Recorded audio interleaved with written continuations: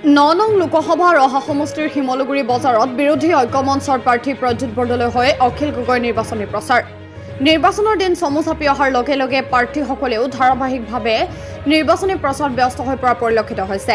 BJP AIDF সমান্তৰালকৈ কংগ্ৰেছৰ প্ৰাৰ্থী প্ৰদ্যুৎ বৰদলৈও পিছ পৰি থকা নাই। কংগ্ৰেছ তথা বিৰোধী ঐক্যমঞ্চৰ সমৰ্থিত প্ৰাৰ্থী প্ৰদ্যুৎ বৰদলৈ হৈ আজি নগাঁও জিলাৰ বিভিন্ন অঞ্চলত নিৰ্বাচনী প্ৰচাৰ চলোৱাৰ লগতে শিমলুগুৰি বজাৰতো এখন নিৰ্বাচনী সভাত অংশগ্ৰহণ কৰে ৰাজ্যৰ দলৰ সভাপতি তথা শিৱসাগৰৰ বিধায়ক অখিল গগৈয়ে।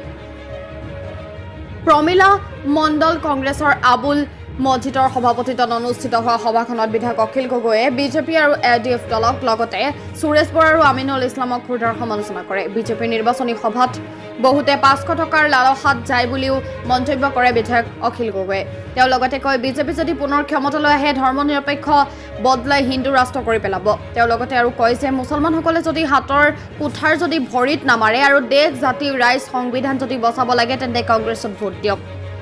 কচুৱাৰ পৰা ইমৰান হুছেইনৰ ৰিপৰ্ট নিউজ 24 NE। এবাৰ নগাঁৱৰ মানুহে সিদ্ধান্ত লৈছে যে এবাৰ বিজেপিক বিদায় দিব, কাৰণ বিজেপিয়ে বস্তুৰ মূল্য ইমান বঢ়াই দিছে আৰু বিজেপিয়ে দেশখনত হিন্দু মুছলমানৰ ৰাজনীতি কৰি কৰি দেশখন বেয়া কৰি পেলাইছে। বিজেপিয়ে ধৰ্মৰ ৰাজনীতি কৰি গোটেই দেশখন অস্থিৰ কৰি পেলাইছে। সেইকাৰণে এইবাৰ অসমত শান্তি সম্প্ৰীতি ৰক্ষা কৰিবৰ কাৰণে, সাম্প্ৰদায়িক সম্প্ৰীতি ৰক্ষা কৰিবৰ কাৰণে আৰু মূল্য বৃদ্ধি ৰোধ কৰিবৰ কাৰণে সমগ্ৰ নগাঁৱৰ মানুহে এবাৰ সিদ্ধান্ত লৈছে যে বিজেপিক পৰাভূত কৰিব।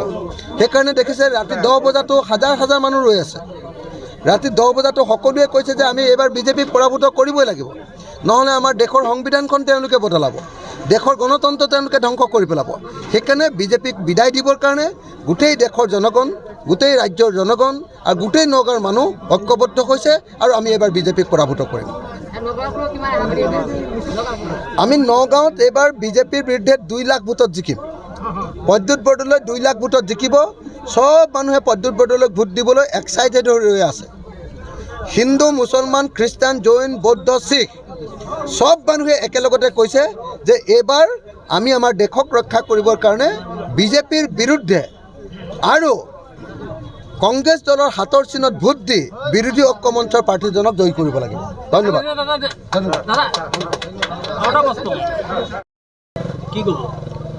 আজি কংগ্ৰেছৰ নিৰ্বাচনী সভাত আপোনালোকেও দেখিছে ইমান ৰাতি হোৱাৰ পিছতো হাজাৰ হাজাৰ মানুহ ইয়াত ৰৈ আছে।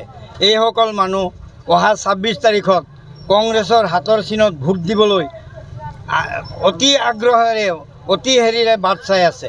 গতিকে আমাৰ এই অঞ্চলত কমচে কম 80% 90% মানুহে অহা 26 তাৰিখত হাতৰ চিনত ভোট দিব। ইয়াত কোনো ধৰণৰ সন্দেহ নাই। প্ৰদ্যুৎ বৰদলৈ ডাঙৰীয়া আমাৰ নগাঁও সংসদীয় সমষ্টিৰ পৰা বিপুল ভোটত জয়ী হ'ব। প্ৰদ্যুৎ বৰদলৈয়ে যিমান ভোট পাব বাকী 2টা দলেও মিলি সিমান ভোট নাপায়।